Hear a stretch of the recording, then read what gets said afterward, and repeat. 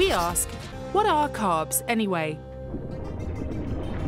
Carbohydrates could be anything from starches, pasta, rice and breads. Carbohydrate can refer to things like sugars, and within sugar itself you have fructose, it's found in fruit. You have sucrose, typically that's what we call added sugar, and lactose, that's a natural sugar and it's found in milk. Carbs can be starches, sugars and fibres, but beyond that are often classified as either complex or simple carbohydrates. There are the two main categories, which is complex carbohydrates and simple carbohydrates. Complex carbohydrates being the ones that are broken down more slowly in the digestive system, they tend to have more fibre. Simple carbohydrates have less fibre and therefore they're broken down from food to glucose quite rapidly. When we're talking about complex carbohydrates, and these are the carbohydrates that are found in nuts and seeds, they keep us sustained and feeling full and feeling energised for much, much longer. We then stray into other forms of carbohydrates, which are sugars, sweets, biscuits, cakes, white breads. The way I like to think of it is that simple carbohydrates are like beads, whereas complex carbohydrates are like beads on a string. So it's much easier for your body to get in the energy from individual beads because it can just take them really quickly. Whereas if you have a load of beads on a string, your body then has to take off the beads one at a time in order to get the energy from them.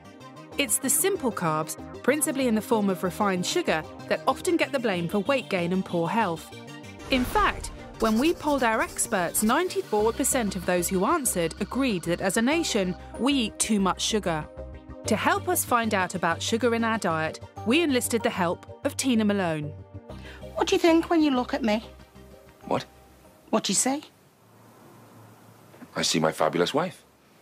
The woman who I love and adore more than the very world. You don't notice I've kept me baby weight?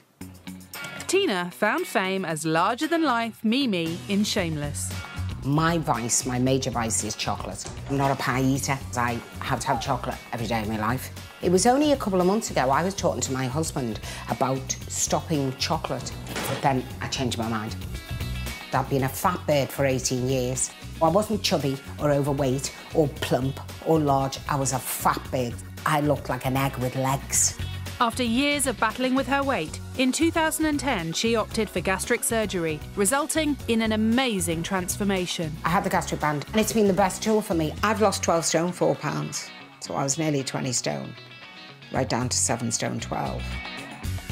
But recently, Tina's weight has been creeping up, so she's agreed to put one of the most popular low-carb diets to the test.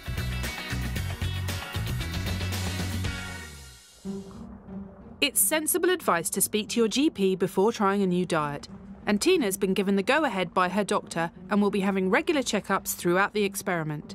But before she can get started, she needs to go through a stringent health assessment at Westminster University under the watchful eye of research scientist Polly Olwyn.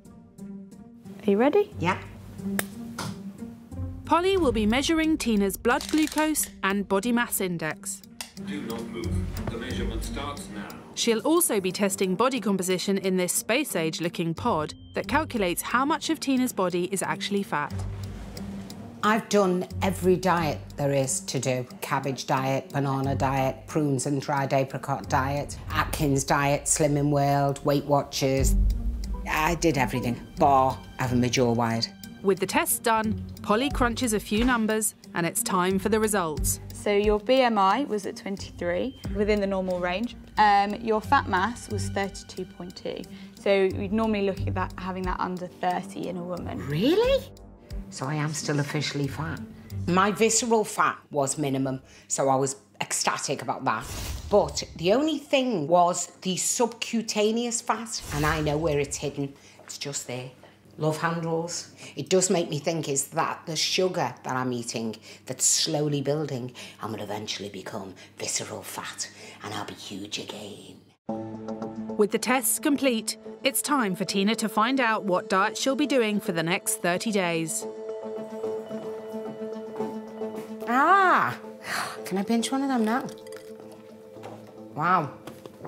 I'd say you will be going on a sugar-free diet. That's like a Hammer House horror film to me. This means that you will be cutting out refined, added and hidden sugars. Tina's diet will exclude all the sugary treats she's become used to, as well as avoiding hidden sugars in foods like pasta sauce and cereals. The one thing I'm terrified about is the chocolate. and the cakes. Am I addicted to sugar? Most definitely. I could eat like 3 family packs of chocolate in one sitting. I'm that bad. I have been known to get up at 3 in the morning and make a lemon drizzle cake, or to bake some cupcakes. Biscuits, I could maybe live without. Cakes, I might have to stop baking a little bit, but chocolate, we'll see.